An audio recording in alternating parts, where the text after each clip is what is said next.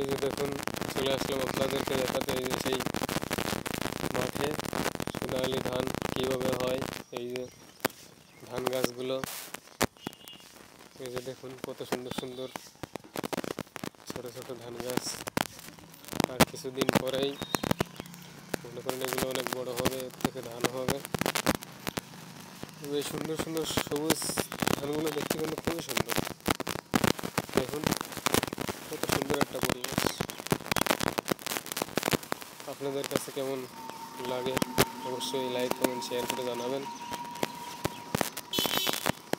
এই সাইডে দেখুন, ওই যে কত মাঠ, মাঠের পর মাঠ, এখন মনে করেন ধান চাষ হচ্ছে।